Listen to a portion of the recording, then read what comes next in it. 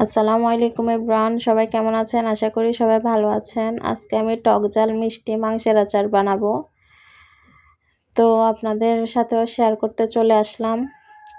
এইখানে আমি মাংসগুলো আগে থেকে সিদ্ধ করে নিয়েছি। সিদ্ধ করে বলতে হলুদ, মরিচ, মশলা এবং আদা রসুন বাটা সবগুলো দিয়ে আমি ভালো করে সিদ্ধ করে নিয়েছি। সিদ্ধ করে নেওয়ার পর তো এখানে আমি পরিমাণ মতো সরিষার তেল নিয়ে নিয়েছি। তার মধ্যে আমি কয়েকটা শুকনা মরিচ আর কয়েকটা তেজপাতা দিয়ে দিয়েছি, আস্ত রসুন আর কিছুটা আদা কুচি দিয়ে দিলাম। তারপর লবণ, সামান্য একটু হলুদ গুঁড়ো, পরিমাণ মতো মরিচ, আপনারা যেরকম ঝাল খান, আর হালকা একটু ধনিয়ার গুঁড়া, জিরার গুঁড়া দিয়ে ভালো করে মিশিয়ে নিয়েছি। তারপরে তো এখানে আমি তেঁতুলের কাত করে নিয়েছি, তেঁতুলের কাতটাও দিয়ে দিলাম। ভালো করে মিশিয়ে নিচ্ছি।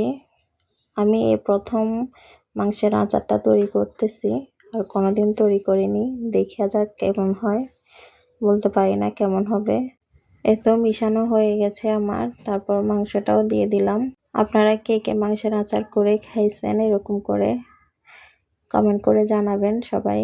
আমি সম্পূর্ণ আচারটাই নিজের থেকে করতেছি।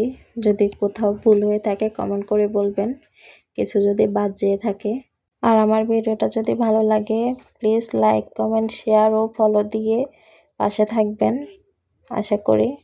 এখানে আমি পরিমাণ মতো গরম মশলা আর কয়েকটা শুকনো মরিচ দিয়ে টেলে নিয়েছি। টেলে হামানদিস্তার মধ্যে একটু আধ ভাঙা করে নিয়েছি, ওইটাই দিয়ে দিলাম।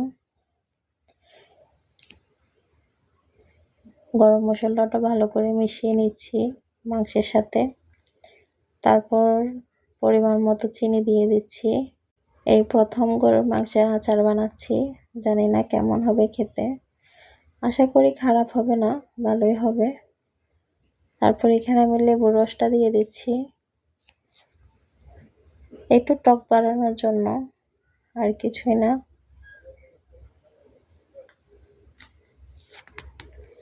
একটু টক ঝাল মিষ্টি হলে আচারটা খেতে ভালো লাগে। মাশাআল্লাহ, দেখতে খুব সুন্দর লাগতেছে। আশা করি খেতে অনেক মজা হবে। দেখুন রসুনটার কালার কত সুন্দর আসছে, মাংসের কালারও খুব সুন্দর আসছে মাশাআল্লাহ। এরকম লালচে বর্ণ হয়ে আসলেই নামিয়ে ফেলতে হবে। আমি নামানোর আগে আর একটু গরম মশলা দিচ্ছি। নামানোর আগে একটু গরম মশলাটা দিলে ফ্লেভারটা অনেক ভালো আসে। মাংসগুলো তেলের মধ্যে ডুবে থাকবে, তাহলে অনেক দিন ভালো থাকবে, প্রায় 2-3 মাস রেখে খেতে পারবেন। তো আজকে এই পর্যন্তই। সবাই ভালো থাকবেন, সুস্থ থাকবেন। আল্লাহ হাফেজ।